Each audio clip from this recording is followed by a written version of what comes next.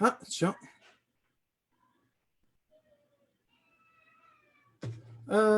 Est-ce qu'on est en live? Je pense que non, pas encore. Est-ce qu'on est en live? Est-ce qu'on est en live? J'attends impatiemment qu'on me confirme qu'on est en live. J'ai l'impression qu'on est en live. Oui, je vois marqué en direct. Est-ce que vous pouvez me... Ah, j'entends mon son, c'est magnifique. Je vais couper mon son parce que c'est un carnage. Voilà, je vois Delphine qui participe, c'est fabuleux. Est-ce que vous pouvez me confirmer en message sur les commentaires du live? Eric s'est connecté. Delphine me dit qu'elle entend le son. Sophie, bonjour Sophie. Ravi de te voir en live. J'ai vu Sophie il n'y a pas longtemps au studio et du coup, je la vois ici. On va attendre que les gens se connectent un petit peu. C'est le début des vacances. Je pense que les gens sont dans la piscine. Et sans vous mentir, nous aussi, pour être tout à fait honnête, on était un peu en mode dans la piscine. Du coup, on en profite. Patrick, je vois qu'il se connecte. Allez, ça commence à se connecter doucement. Faites-moi signe pour me confirmer que vous avez bien le son, l'image, que tout fonctionne bien. Et que vous êtes connecté, vous êtes là. Sophie me dit hello, Eric se marre. Apparemment, ça a l'air de marcher. Bon, très bien. Ce soir, du coup, premier Zoom des vacances. En fait, tous les Zooms, je dis que c'est le premier Zoom. C'est marrant. Il y a eu le premier Zoom du déconfinement, le premier Zoom de... Voilà. Et là, au final, aujourd'hui, notre... Salut Patrick. Premier Zoom des vacances. Aujourd'hui, bah, vous allez voir, on va parler de photos de famille. Après tout, les familles sont réunies. Maintenant, c'est les vacances. Du coup, en attendant un petit peu que les gens se connectent, on me confirme que c'est OK au niveau du son, etc. etc. C'est parfait. Les connexions commencent à arriver aussi. Je suis très, très content. Petit débriefing de ce qui s'est passé depuis le dernier Zoom, parce que ça fait un petit moment déjà, 2 semaines. Le dernier Zoom, il s'est passé quoi? On a fait le décryptage du décret qui est sorti le 20 juin. Encore merci l'équipe, encore une fois, d'avoir fait ça, pour parler notamment des aides du Fonds de solidarité. Je vous rappelle que les actions qu'on a menées avec la FFPMI, grâce à l'U2P, on a pu faire en sorte que les activités photographiques, nos codes APE, soient sur les plans de soutien renforcés de la profession. Donc, on va avoir le droit à un soutien un peu plus important, et en tout cas à des aides qui tiennent un peu plus longtemps aussi. Donc, ça va permettre aux activités de reprendre, même si je sais que les mariages ont repris, et ça, c'est plutôt une bonne nouvelle. On est content de voir l'activité qui reprend. De ce que j'en sais, les studios tournent bien. Donc c'est une très bonne chose. Voilà, les activités reprennent pour tout le monde et c'est le principal. Petit point d'information. Ça y est, on commence à avoir pas mal de monde. Je sais que, allez, je vais lancer les collègues. Petit point d'information que je redonnerai également à la fin. La FFPMI, c'est une fédération. On défend, on représente la profession, mais on a aussi dans nos piliers la promotion des métiers de l'image. La promotion des métiers de l'image, ça passe aussi par valoriser les photographes. Et on a un grand concours qui s'appelle les médailles de la photographie professionnelle française. Les MPPF, qui est un concours réservé aux photographes professionnels, qui permet notamment de participer aux présélections de la Coupe du Monde de la photographie, quand même. Sachant que ce n'est pas la seule voie, mais c'en est une. Les MPPF vont ressortir sous une nouvelle forme, puisque cette année, c'est plus 6, mais 12 catégories. 12 catégories avec du coup la possibilité d'aller plus jouer dans certaines formes de spécialité. On a entendu de la part de nombreux photographes que parfois la section portrait était trop vaste, que si on faisait du nu, du bébé, de la grossesse, de la mode, du portrait, eh ben, c'était un peu la catégorie tout venant et qu'au final, c'était frustrant parce qu'il n'y a qu'une seule médaille d'or et que, parce que bon, ça reste quand même un concours, on ne distribue qu'une seule médaille, hein. Enfin une or, une argent et une bronze. Donc c'est vrai que forcément, il y a plein de gens qui étaient frustrés de se dire moi je suis spécialiste de mon domaine et je ne gagnerai jamais parce qu'il y aura toujours un truc qui est un peu typé mode qui va gagner, etc., etc. Ça a été élargi là-dessus. Pareil sur le mariage, il y a toujours ce débat de se dire est-ce que la photographie de reportage et la photographie de couple un peu posée doivent être dans la même catégorie, et est-ce que la photographie de couple doit être avec la photographie de portrait ou pas, et est-ce que la photographie de reportage, est-ce que le mariage doit être du reportage ou pas. Et pour éviter que les catégories se polluent et pour donner la possibilité à un maximum de photographes d'être représentés dans leur spécialité, il a été élargi du coup le spectre des catégories. Et donc je pense que ça devrait satisfaire beaucoup d'entre vous. Le concours va être publié sous peu avec le règlement, et les photos seront à transmettre, je crois, avant la fin de l'été, puisque je crois que la remise des prix aura lieu, comme d'habitude, au moment du salon de la photo en grande pompe. Je vais pouvoir du coup, parce que je vois que tout le monde est là, je vais activer le micro de mes gentils invités. Encore une fois, je suis bien entouré, puisque je suis encore une fois avec deux charmantes jeunes filles. Et quel bonheur! Bonjour les filles. Et du coup, je suis avec Delphine et Cécile. Bonjour Delphine, comment ça va? Bah, écoute, ça va. Grosse Et journée, donc ça tu va nous bien. présentes notre invitée? Ouais, bah, aujourd'hui, on a Cécile Kreisch qui est une photographe installée à Lyon, qui est spécialisée, enfin, on la connaît plus dans le mariage, et qui est aussi spécialisée dans la photo de famille, et on l'a fait venir pour nous parler de ça. Bonjour Cécile. Salut, ça va? Bah ça va et toi? Alors, tu vois, on est content que tu sois là. On te remercie alors que c'est le début des vacances et que tu préférais certainement être au frais, d'être dans ton bureau et à nous répondre à nos questions, à nous partager ton savoir-faire et tes compétences. C'est super sympa. Bah, je vous en prie. En deux mots, si tu devais te présenter, tu nous dirais quoi? Alors, en deux mots, 40 ans, mariée, un enfant, un chien, heureuse, épanouie. Voilà. Et photographe. Et photographe, Et voilà, forcément. Ouais. C'est pour ça que je suis heureuse et épanouie. Quoi. C'est un bon débat, c'est un bon début. Eh Du ben, coup, Delphine, je te laisse prendre la main. je disais, on lance le sujet. Je pense que tu peux direct rentrer dans ton point numéro Allez. 1. C'est parti. Donc, vous m'avez invité pour donc, discuter de la photo de famille, parce que c'est vrai que les gens me connaissent plus sur le fait que je fasse des mariages, mais je fais aussi beaucoup de familles.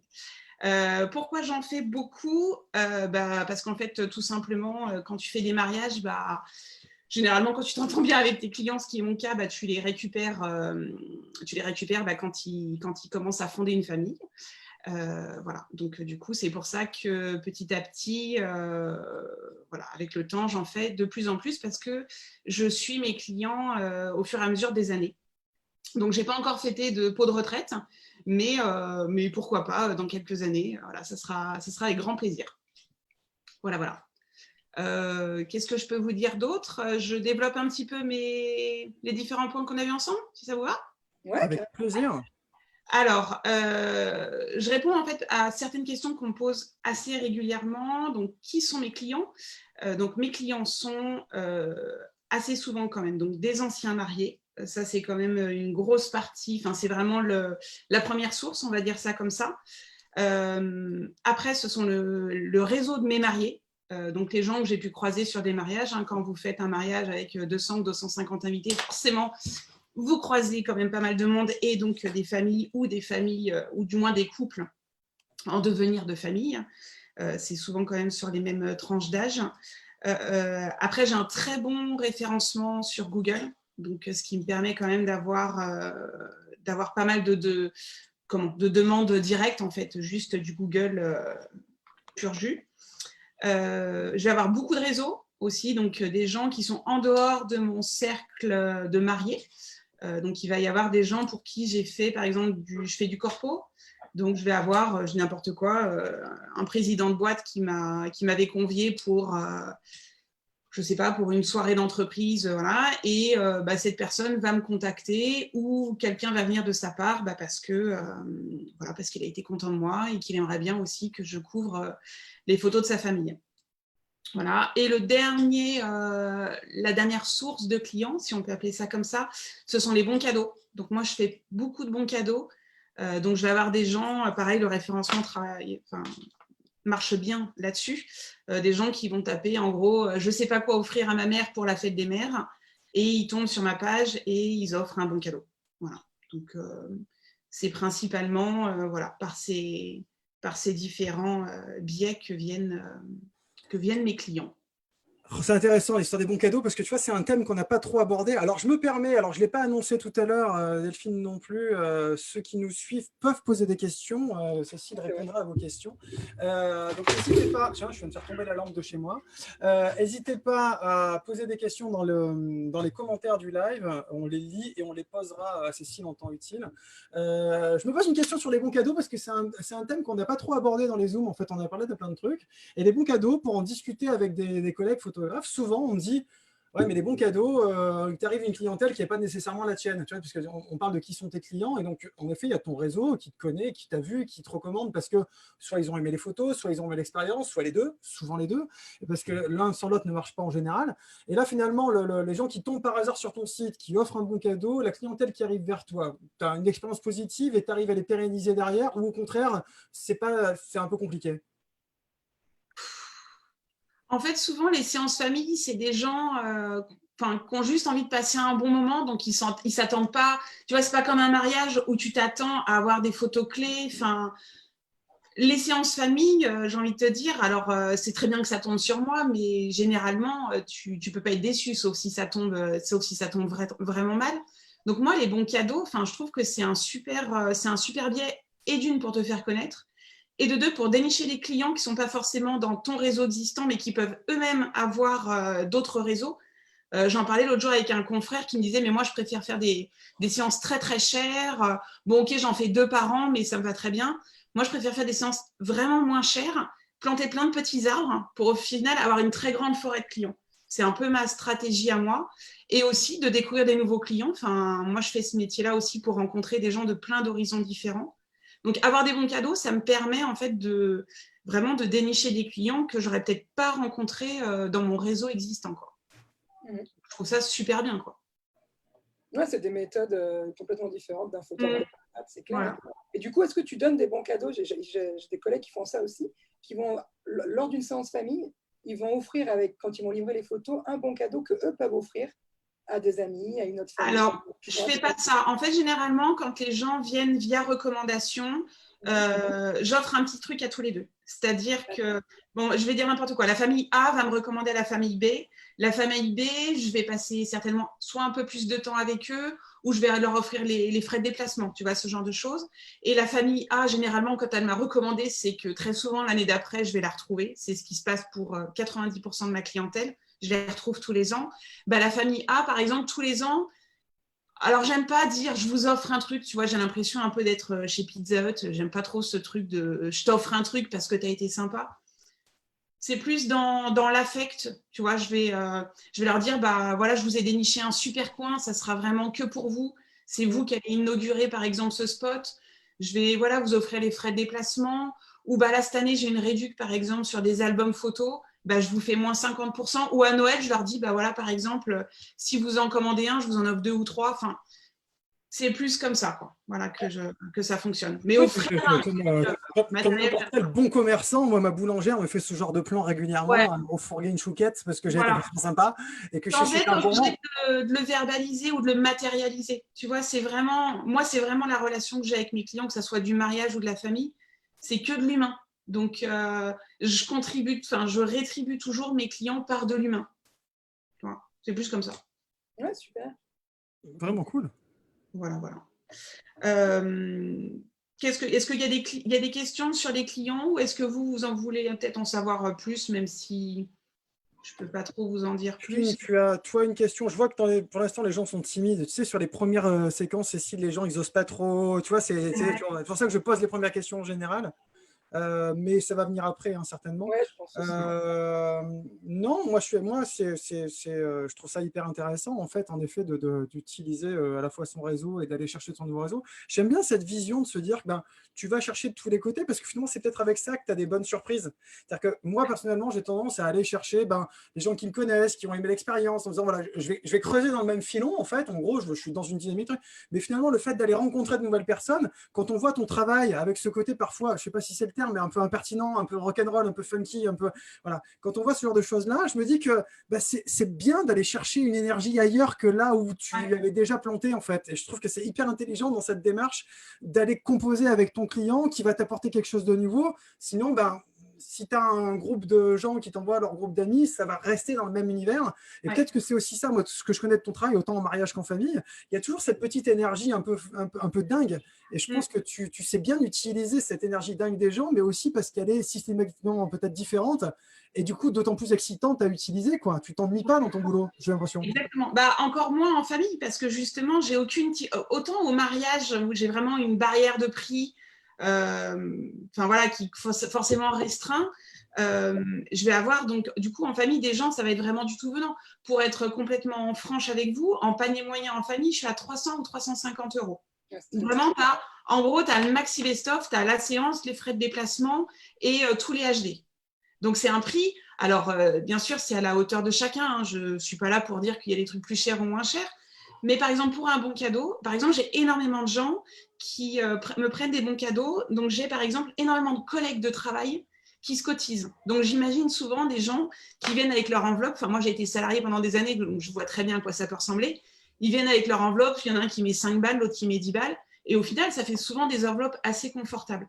Ce qui me permet donc du coup d'accéder à des clients qui ne seraient peut-être pas venus vers moi pour du mariage. D'ailleurs, j'ai plein de gens qui me disent « Ah mais oui, on vous connaît, on vous avait contacté pour notre mariage, mais ce n'était pas possible. » Et qui ont le bonheur du coup et le...